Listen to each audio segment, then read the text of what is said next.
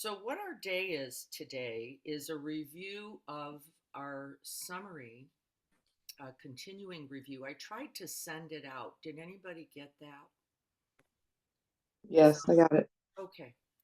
Um, find that for yourselves because the way my computer is working here at my mom's, you can see that Black Forest cuckoo clock in the back there. That was a gift from my uncle to my mom when he came back from the Korean War.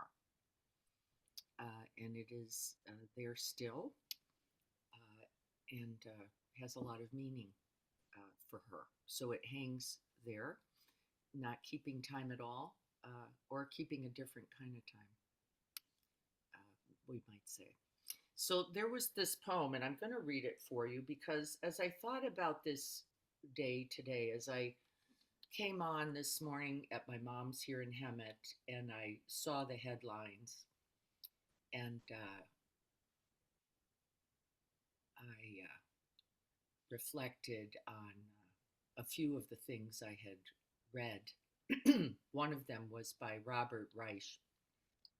And Robert has been a part of our government for over 50 years, um, all the way back to Nixon and maybe even beyond. And he was being asked by some young students, today is his 79th birthday.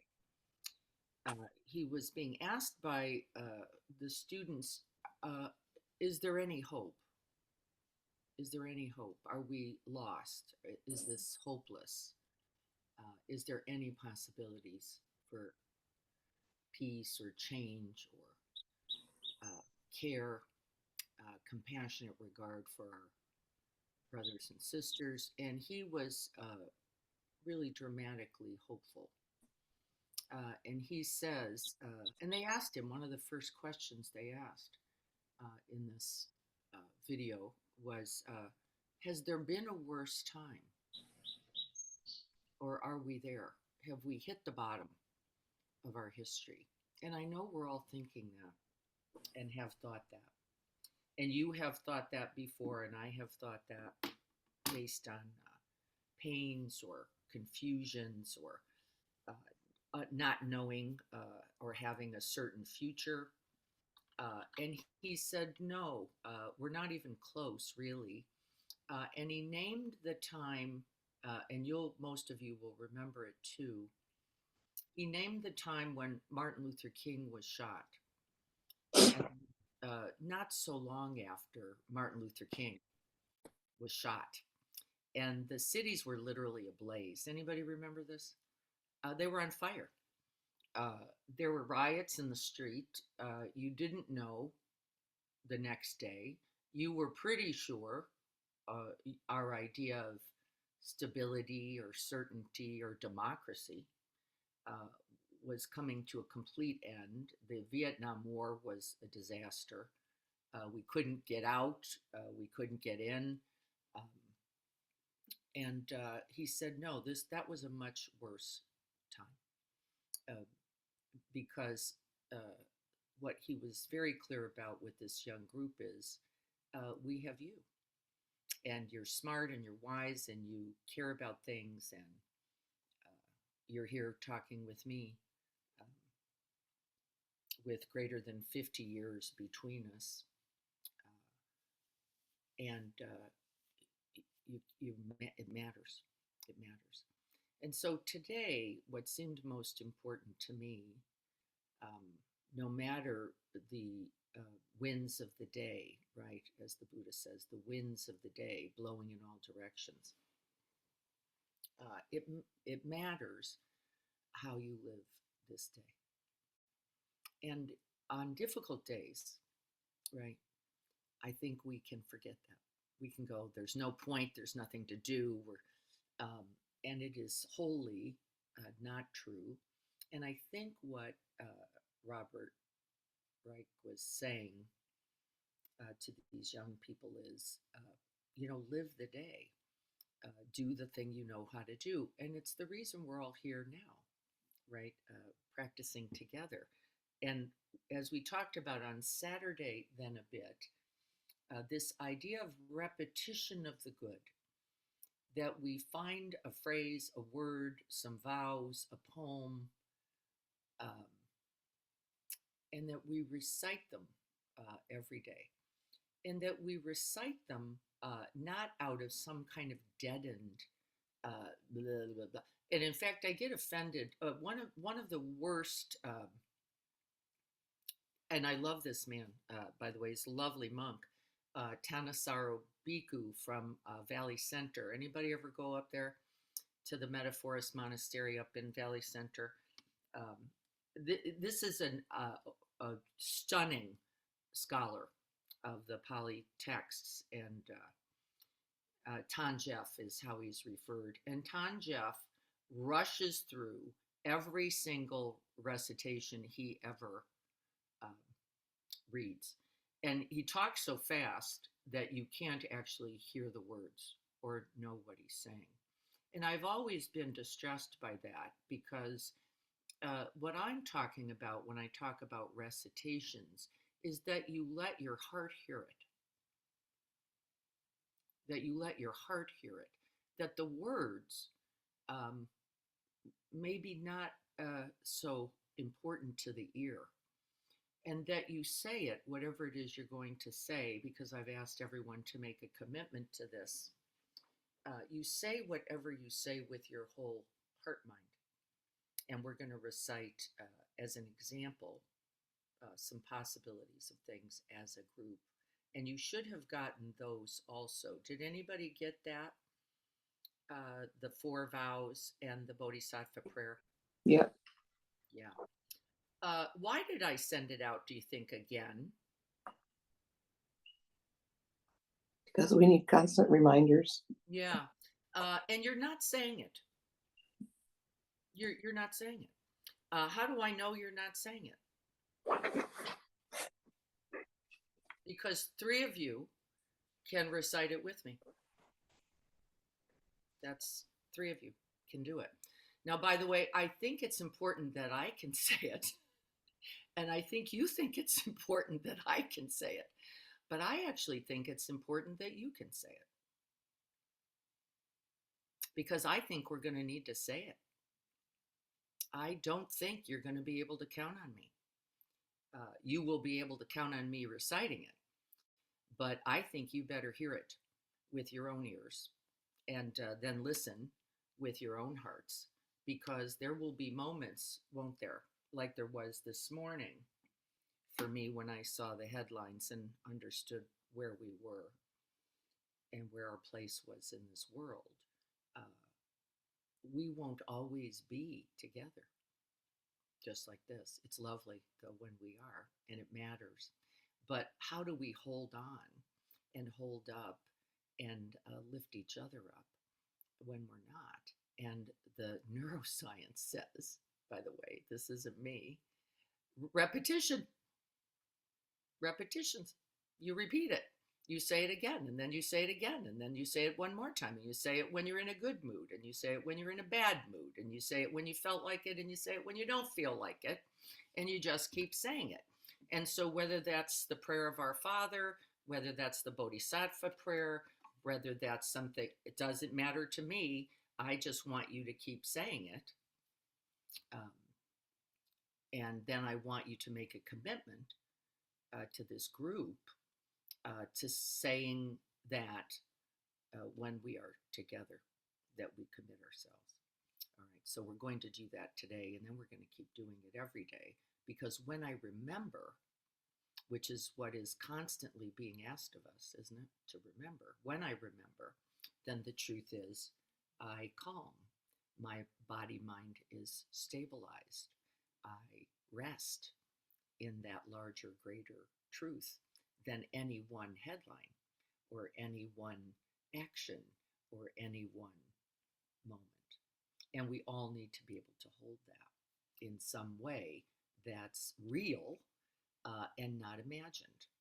And remember what we know, which is belief is insufficient if you do not then find its evidence. And the Buddhist tradition says it so, which is beliefs are beautiful, but they will not hold up. in the long run, you must then find evidence, and bigger yet for me, for those of us who are making this commitment, you must be the evidence, right? You must be the evidence. And so we don't have the luxury of counting on really anybody else, do we? And I love it when I can look at a bunch of faces and remember that I am not alone in this, which is also always true. But we are all also counting on you. And so don't think, well, today, meh, what's the deal? Not such a big deal. It's a very big deal every single day. So I'm going to read this because I think it's important. And then we'll sit. Let me see if I can find this now that I can't locate it here. Can you turn up your volume? Say it again. Please turn up your volume. Volume. Can you hear me better? Does that help at all? I can, but there's people asking that they can't hear you. I'm speaking pretty loudly, so it might be better with there may be some headphones that might be. Sorry to interrupt, but I think it's more the person that has a problem needs to raise their volume more than Yes, you. there's a volume button. Thank you, whoever No, that. I already raised my volume to the max, so it's okay. I can hear you, Diana. Okay, it's probably just between hearing and all the crazy things that our world is and our life does. I'm looking for this because I really want to read it, and it fell off of the top of my screen when I clicked off. All right, let's see if I can't find it this way. I don't think anybody's looking at it, are they? Not up there. No. Okay, because it was. Let's see if we can find it here. All right, so there's part of it. I'm going to take the time because I think it's important.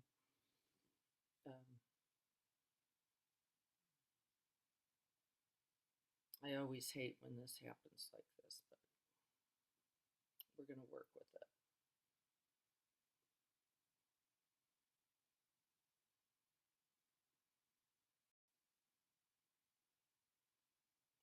For some reason, here we go. Yay, meant to be. So here it is. I'm going to read it. You guys are going to prepare to sit. We're going to sit right after, and I'll try to speak up for this. And I had to write this because it's not yet available on, so I had to listen to it 1,000 times. By the way, it wasn't bad practice. It was perfect practice. And I wrote it as best I could. So there may be a couple errors, but you'll get the idea. We are the species that writes lullabies and builds bombs. We sent poems into space and held the hands of the dying. We've thrown our bodies into riot lines, stood unarmed before tanks, and run into burning buildings for strangers. We've also scrolled past war with dinner on our laps and called it news. We hold each other through the unthinkable and still fund the machines that make it happen again. We speak of nature like a lover and treat her like a landfill. We marvel at her beauty and leave plastic in her gut. We are a paradox. Like everything in life, capable of mercy and monstrosity in the same breath. And still, nothing tender survives. We are wired for connection and empathy. Oh, excuse me. And still, something tender survives. That's a big difference. We are wired for connection and empathy even after generations of rupture. No matter how distracted, how programmed, how praised we are for surviving in a system designed to keep us numb.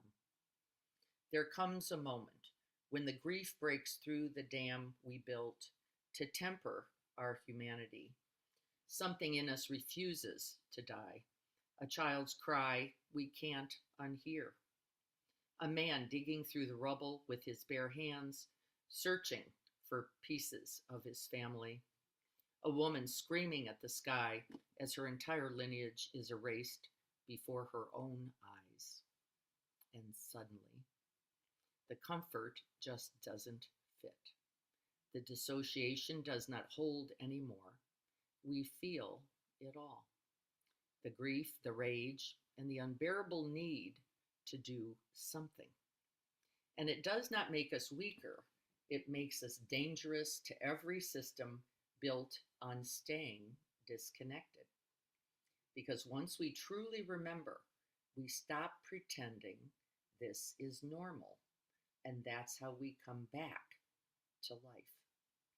That's how we return to our humanity, to the part of us that still knows how to listen, refuses to look away, and dares to hope.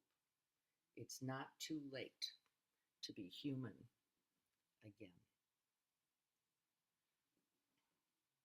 And so this is what we rest in.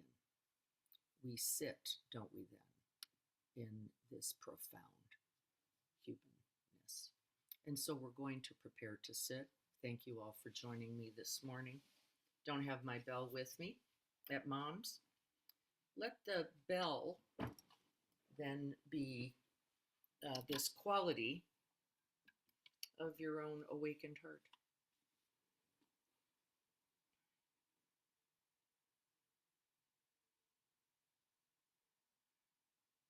And as we understand in these teachings, we must let it ache, this heart. We must let it break, this heart. We must not keep the tears from our eyes. This is our humanness.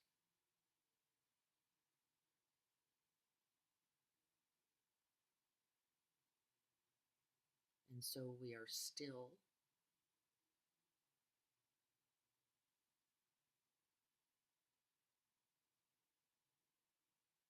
And we breathe.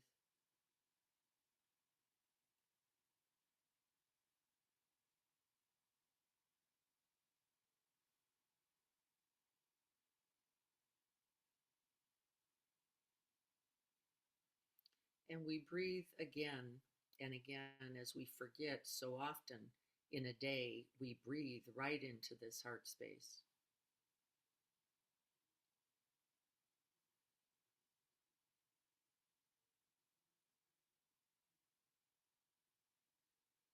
And we feel this reality of being human and we don't push it away.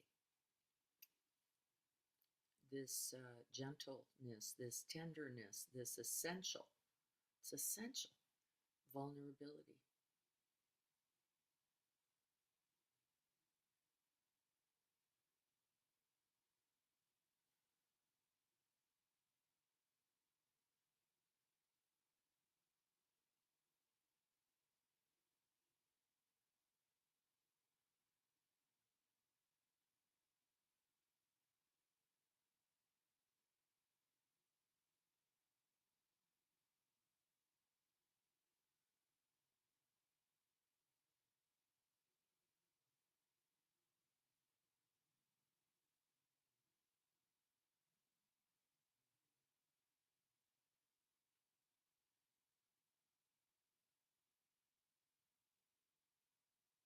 And no matter where the mind moves into the plotting, the planning, the preferring, we simply come back to this one in-breath.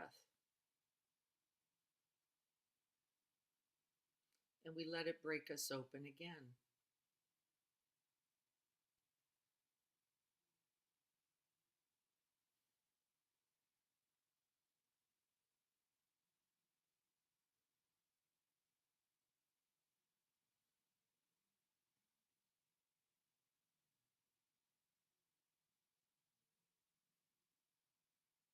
And we do not wish for another moment or other circumstances or a better day.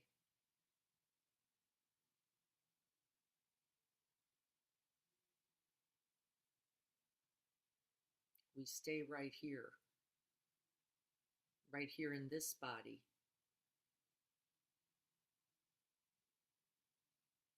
With its shaky tenderness.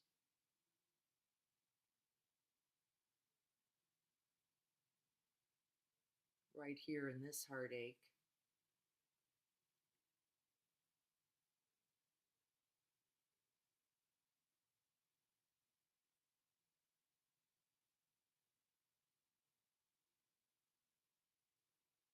And we do not construct, this is the commitment we make over and over. We do not construct an armor. We do not grab a weapon. We simply turn in and towards and make real contact.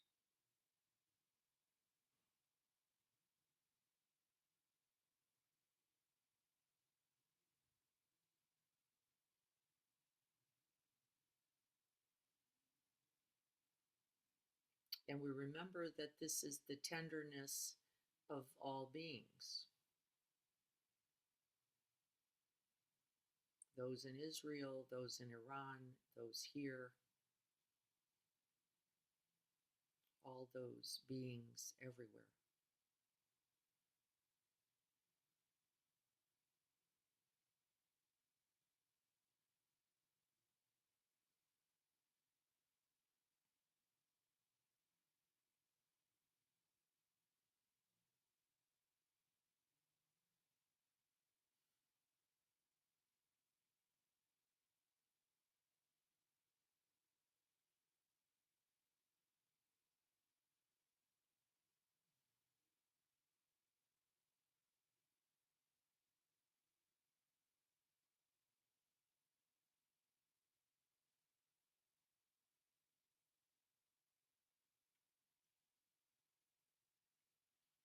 And be watchful of our habits for breathing into with the idea of getting rid of. This is not the path.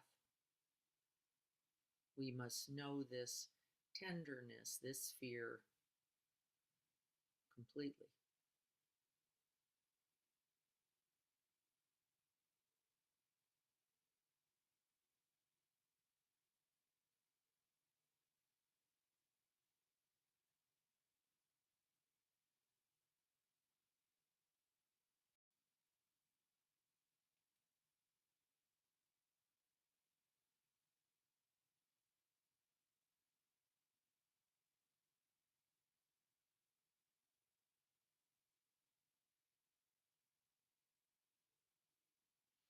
And then we remember that there is no other.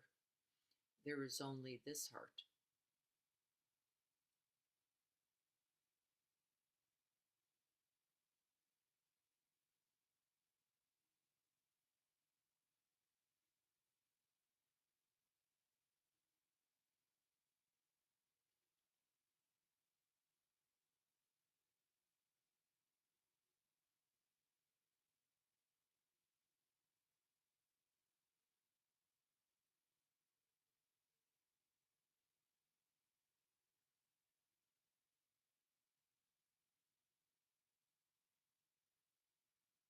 And we commit ourselves then simply one breath at a time to being fully present. And we really feel what that means.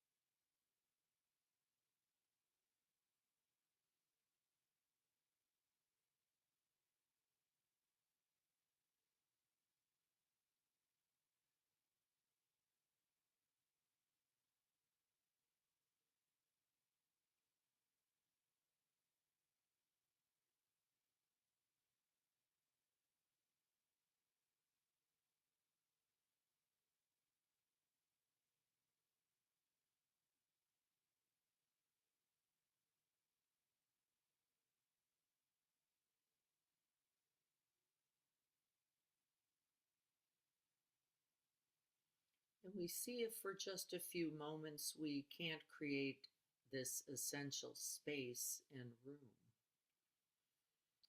this room for this being human.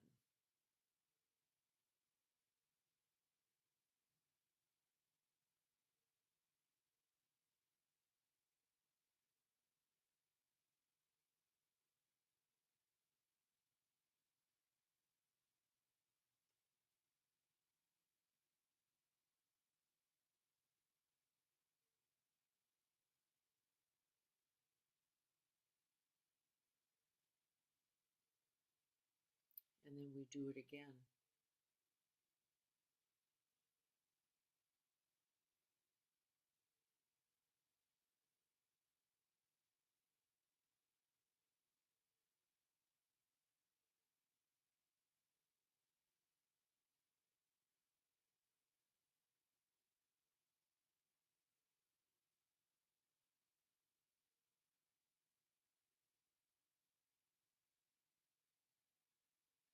And we see if for just a moment we can touch into the whole of it, because there is not only the ache, there is not only the tightness, not only the break, there is that vast open space filled, filled with warmth,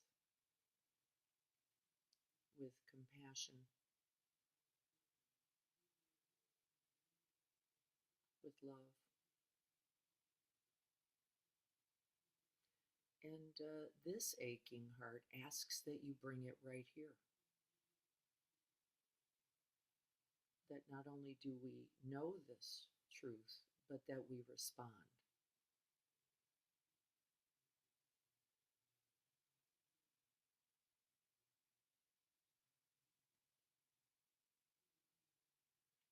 And the first response, of course, is our own full presence.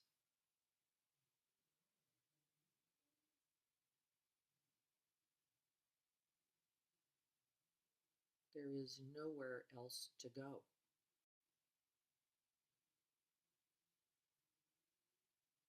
We just breathe and be and open and include whatever is here.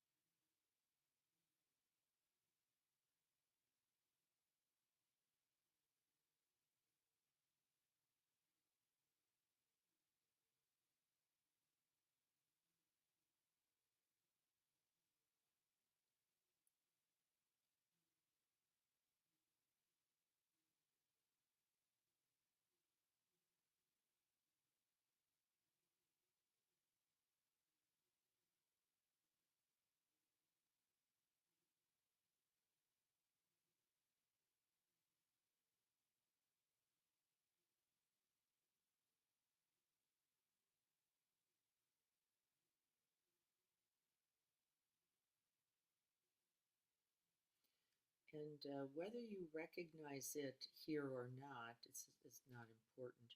But with each breath, then, we are transforming fear into fearlessness.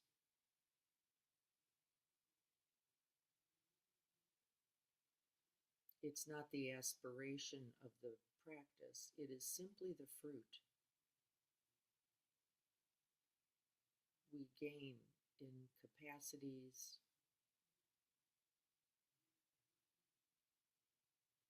in both compassion and in wisdom with each breath.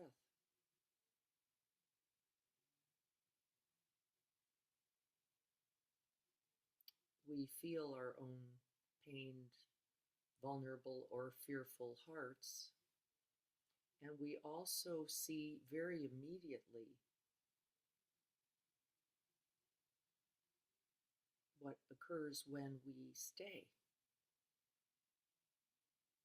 And then we stay. And we open and we stay.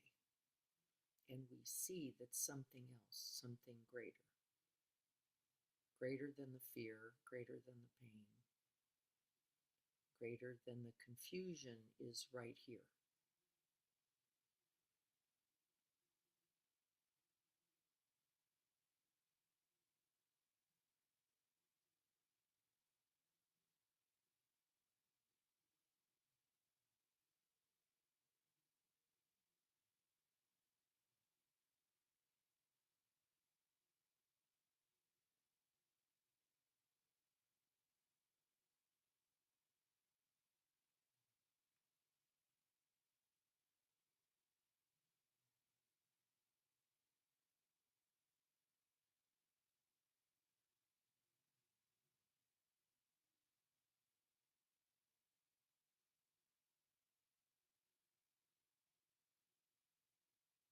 And we begin to remember that we are not only this pain, we are not only this fear, we are this vital, natural bravery that can hold it.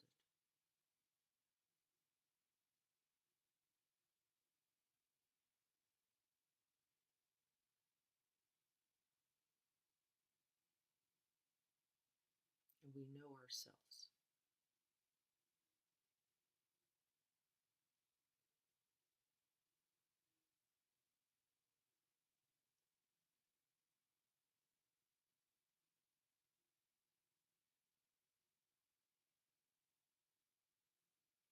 And we commit again.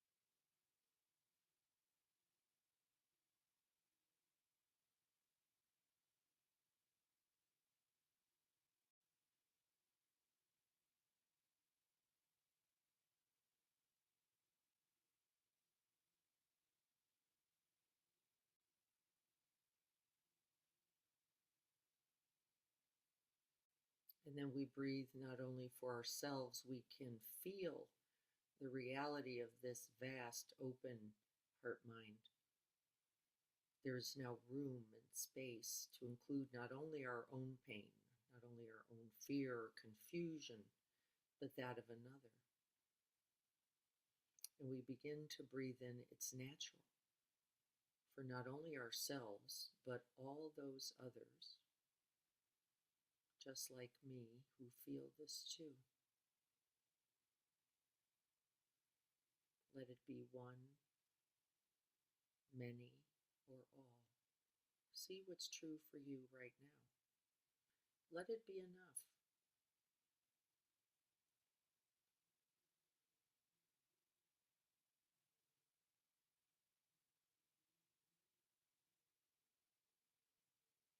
The expanding of this heart mind is the only option.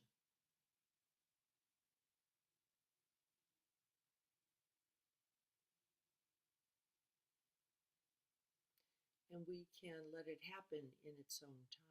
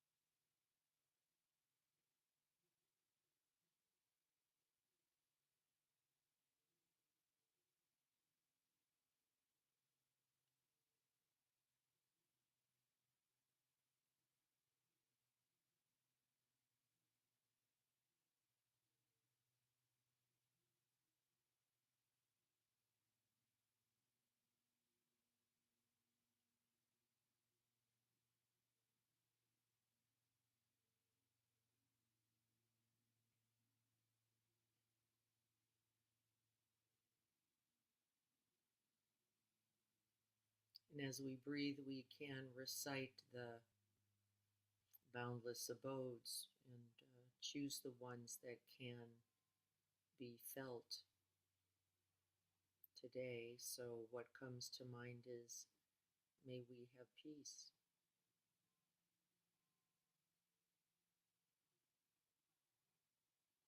May you have ease.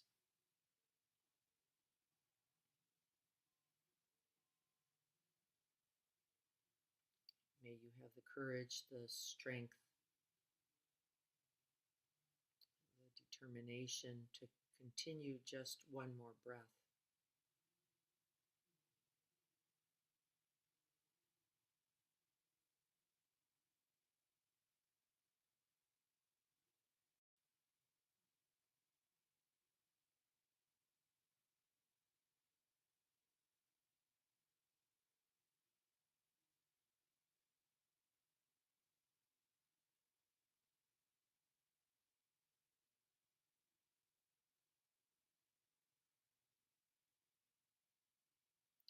And may we find our way to this unconditioned happiness, the happiness that continues to recognize this capacity for being fully awake, for holding not only ourselves but each other in our tenderest moments, and for the capacity to respond.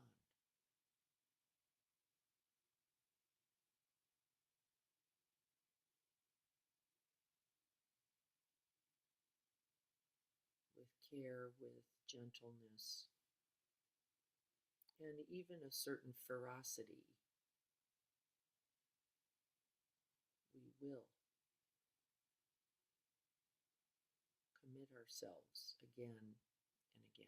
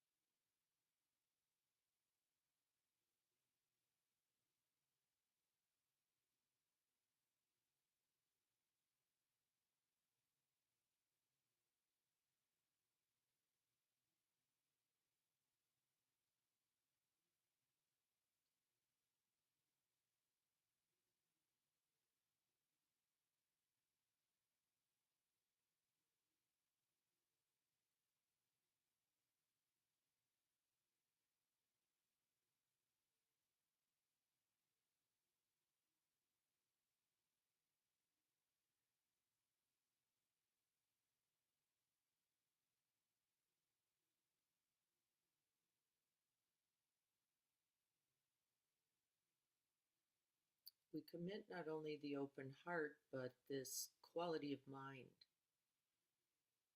We continue on purpose to incline the mind towards the good.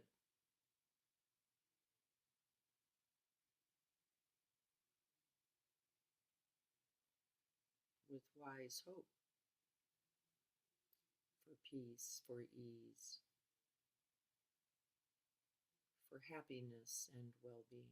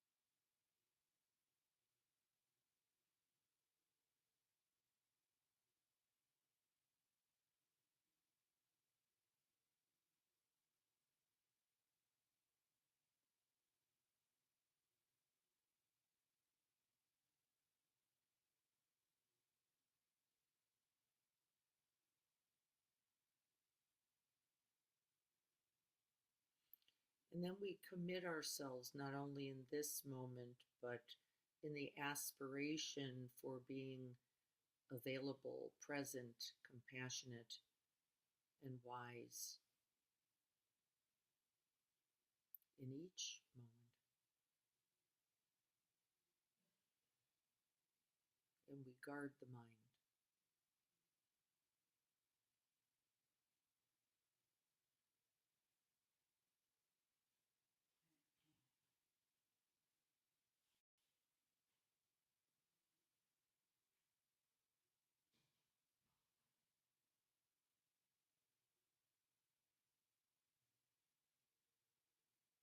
We open the heart again.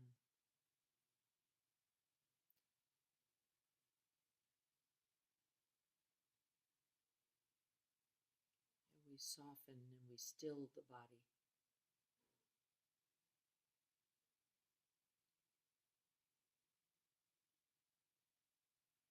Knowing something about this life, something about this moment, something about this being human.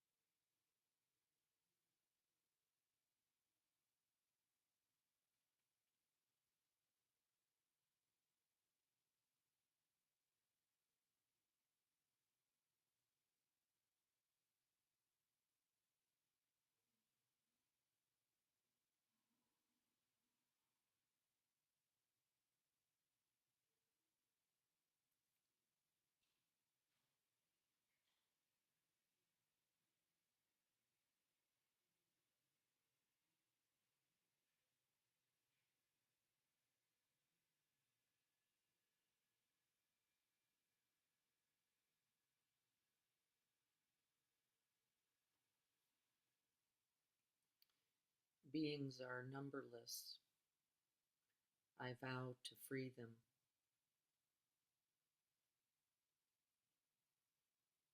Afflictions are inexhaustible. I vow to heal them. The Dharma gates are boundless. I vow to enter them.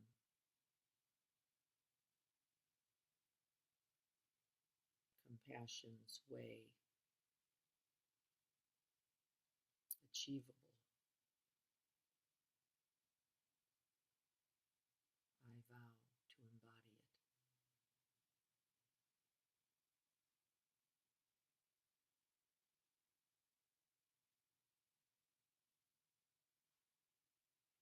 may this practice this very day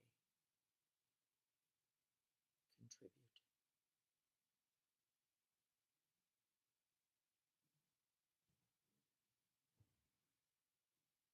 So be it.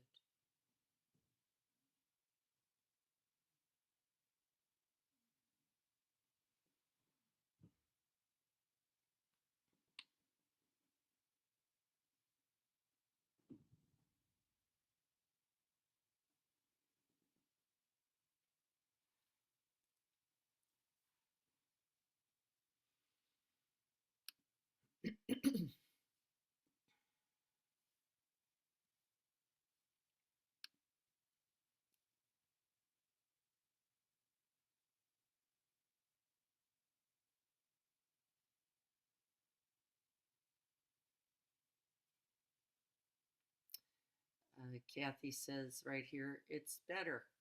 I think she meant the sound, but I think she probably means the heart too. It's better.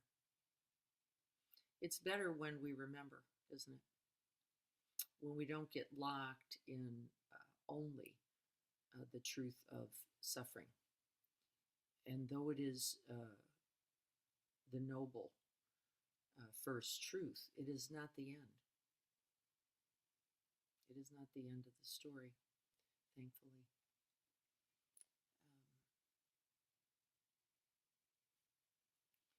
And so, just checking in. Has anyone thought of what they might recite each day?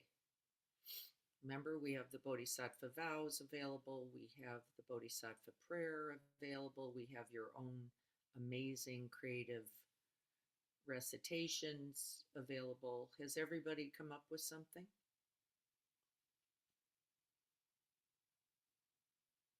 Yes, no? If you haven't come up with something, the thing I would ask is, what are you waiting for? If you're waiting for the perfect thing, I'm not so sure that's real. I don't know that it has to be perfect. I don't think it has to cover everything you've ever thought in all time, or be its. I think it simply has to be something that can wake us up and have us remember this. And if you haven't done it, then the truth is you are leaving this quality of thinking mind to its own device. And, it's like leaving the baby without a babysitter. You just walked out of the room and hoped it would all go well. And it's very well guaranteed not to. It's guaranteed not to. And so if you're stuck in perfectionism or absolutism, or it's got to cover everything, always isms, let it go. Find a thing. Recite the poem. Whatever keeps coming to mind. One of the things that we know in the science is that whatever it is you are repeating is very likely to be there in times of difficulty, isn't it? In times of suffering, in times of challenge, at the time of death. It's likely to be there for you. And so if oh shit is all you mostly think, I'd be working on something, wouldn't you? Because it isn't going to be enough to hold you. It won't hold you up. And so, start that practice. Start that practice. Repeat often, as they say. The turning of this heart mind towards the good in whatever way you do. Make sense? Is there anybody who just goes, I don't get it, I don't see the point? I think we've been doing this too long now. And I also do know that too many of you have not yet committed yourselves. And if you can't find a thing, let me know. I'll find one for you. Jean, yes. Good morning. Good mean- morning, Diana. There you are. Yeah, hi, and hello, everybody. This may be not the right forum, but if anybody else isn't reciting the Bodhisattva vows, because for me, I struggle. I don't want to make a vow that will last more than one lifetime. And you know what? Maybe I'll have to come back, but I am not going to vow to come back. Not yet. Yes. So, and I have, just as an FYI, I used to recite the Four Agreements daily for a couple of years, and it was fairly miraculous. I didn't do it as a matter of belief but when I feel what you're talking about, I personally won't choose to do the Bodhisattva vows. Yeah. Um, Yeah. and maybe we can talk about that sometime, but I don't know if that's applicable for others. I don't think it could be, Jean, only because I've said don't do it. If that's not yours, don't do it. But do Okay. something. Okay, I misunderstood. Yeah, Okay. there's not a person in this room who I said you must recite the Bodhisattva vow. You must be a Buddhist. This is ridiculous, and I don't see myself that way. I do not see myself as a Buddhist. I see myself in this human condition with others. And I recite the Bodhisattva vow because I have taken them and it has meaning for me. But I don't care. Just make sure it has meaning for you. Yeah. Right. And who knows about lifetimes? Right. As best I can tell, we're living a new one every breath. Mm. I'm not all that sure you have to die to get another one. I think the other one's right now, and then right now, and then right now. Wow. So I don't have any idea about linear time in this frame at all, meaning I got to die and then I got to, you're still here, Jean, is all I know. I've had a few incarnations already in this life. Yes, The you other- have. the- And if you're really paying attention, you've had millions. yeah, I guess I Because missed this that. heart mind, we know it for sure, is not, is new. It's changing every. Yeah, it just really is. And so if you want to call that, the new Jean and then the new Jean and then the new Jean, well, you've been around a long time already then. Good point. Yeah. So The- don't lock up around, but these Okay, things yeah. are believed thoughts. I'm That hearing that. lifetimes means X and Bodhisattva means Y, and Okay. that means I have to suffer, and I don't want to suffer. So how could I sign up for that? And Right. that's a lot of thinking.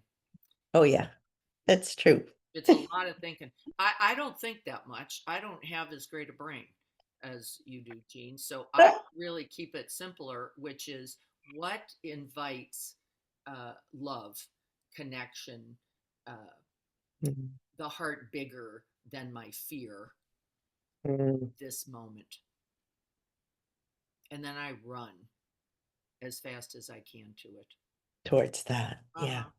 And by the way, no different. I recite the Lord's Prayer with the same conviction. Yeah. Because it's just another set of words that opens the heart for me. That poem, Mm. right? The name of a child that you love, right? It's Okay. yeah. I'm a lot clearer now. Thank you. And then see what it does. It's the inquiry. See Yeah. what it invites. Because I think we can be small-minded it's got to look like that. I just want to keep blowing the doors off of that idea because I don't think there are a couple essentials to what it needs to, and one of them is that you can think it and speak it.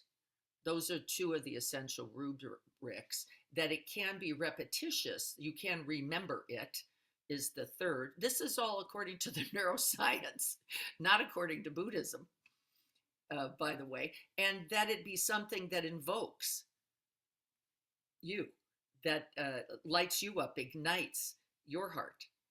And who could know what that could be better than you?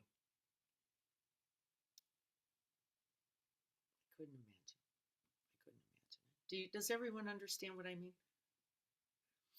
Because otherwise we have to now get separate. So I've got Steve on here who's probably not going to recite the Bodhisattva vow either. His dad was a minister. Probably not. Right? And then who in the world would I be, Steve, to go, you have to say that? That would be insane. Agreed with all of it. Isn't it? It would be nuts to go, you've got to say those words. And remember, I used Ton Jeff as my beginning example. This guy speaks so fast he can't even follow the directions because the reciting is happening so quickly and I don't even know what he's saying. I don't think he knows what he's saying either.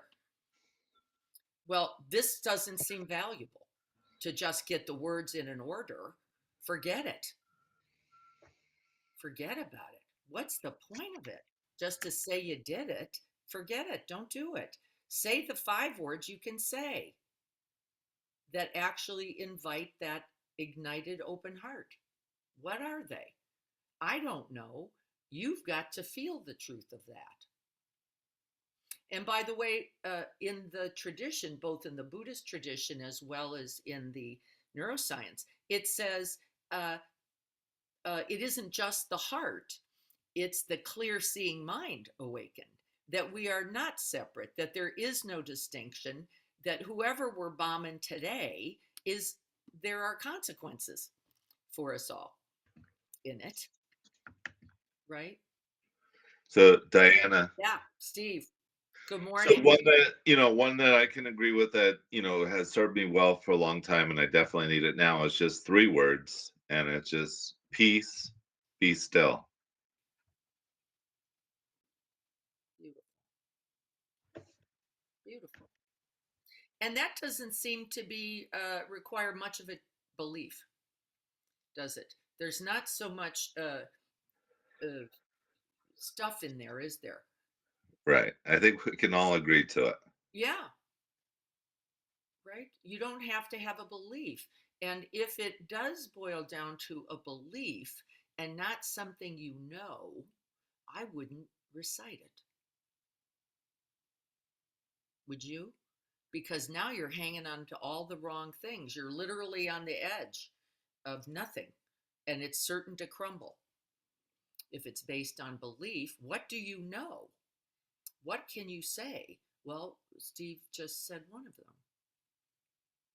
Love is possible. Even now. Siobhan's got something here. Let me see what she's saying. It's doable. I don't know. That's in reference to the hearing, I think, again. I've been saying the prayer while ringing my bell. I do it at work and now have several people who come to my office to be there in it. Yeah.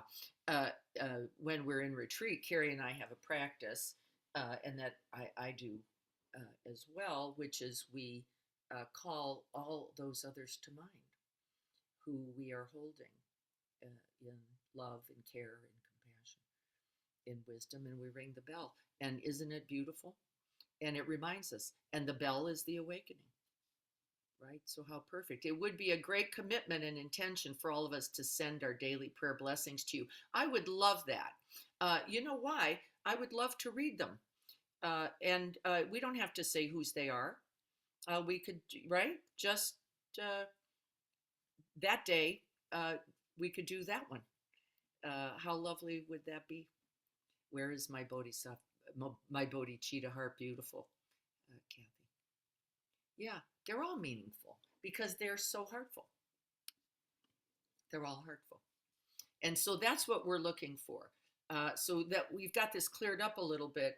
We're not looking for something steeped in tradition, belief, or, as we said on Saturday, hope. Because hope is hope for the wrong thing. We steep it in what is alive and what enlivens that in you. Not a thing to come, but a thing that is, that we can then grow. And so let's commit ourselves. We're going to go to the summary. I'm going to pull this up. Let's see how we can do it. Because I want to look at that with you all. And of course, what I have here is the Bodhisattva vow. Isn't that funny? Perfectly in place. So let's see, I have to click on something else. This is always so amazing to me. I've got to struggle with this. I only have one browser up, and I guess that's part of the problem. Here's the summary. Here we go. So I can see this. I don't think you all can yet, so let me see if I can help.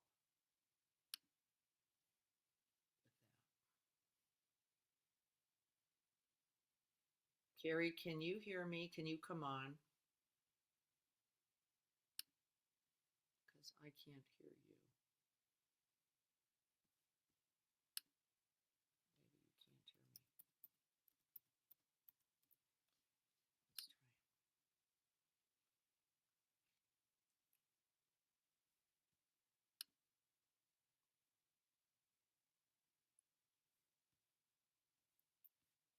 I'm not sure if I'm back on. So let me see. This meeting is being recorded. Can you guys hear me? Did you just hear what I was saying? Because it was seeming like you couldn't. So for some reason, you can hear me. Yes. I see something on the screen. I don't know how my glasses are on, but it's words. Okay, the words are there. Good. Okay, yay. We're going to go all the way down to number 8.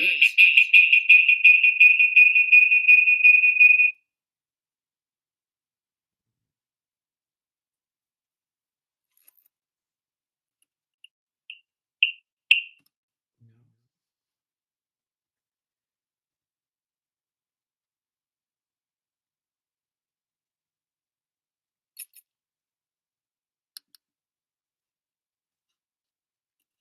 I'm going to try it again.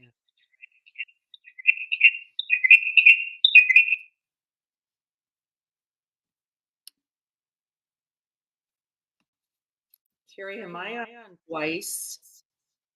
And can you kill one of me? 2 of me. Wait. Let me mute this me. Let's see what happens. This is too funny. Okay, I'm going to pull it off again.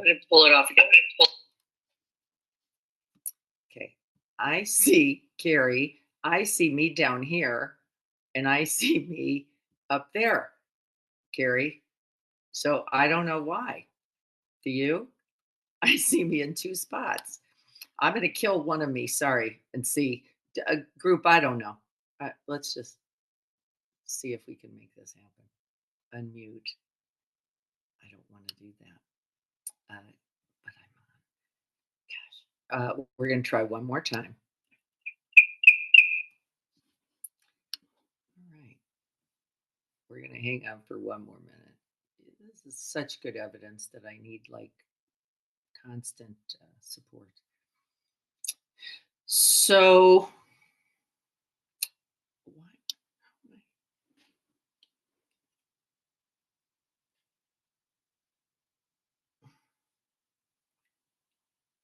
I think Carrie's on, and I'm gonna stop this. I can't get rid of me,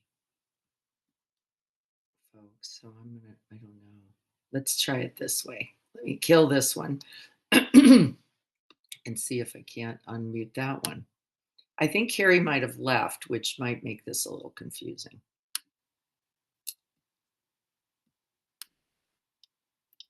Okay.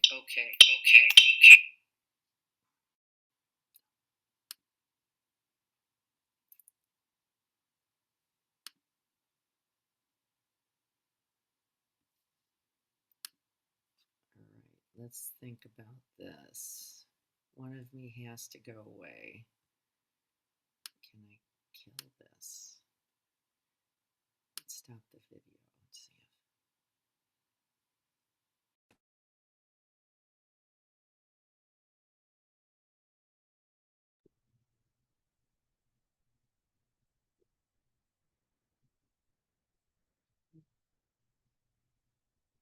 Can you try now? The double picture of you and Carrie is gone.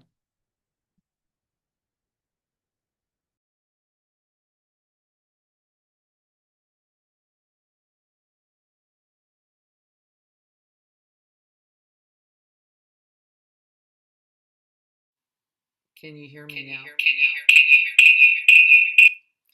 So, so I don't know how to say this.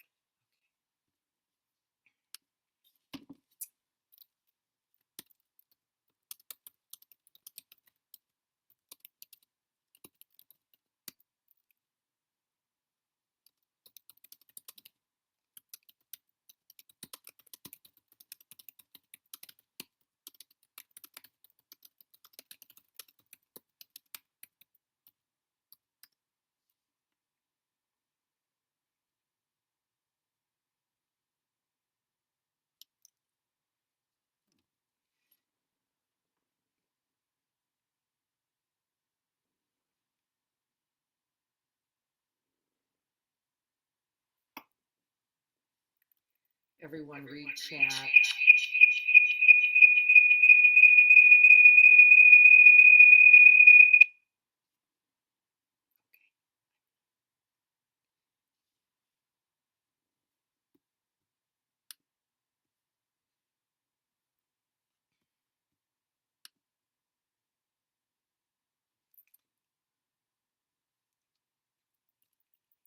We're going to end for now. Sorry for the technicals.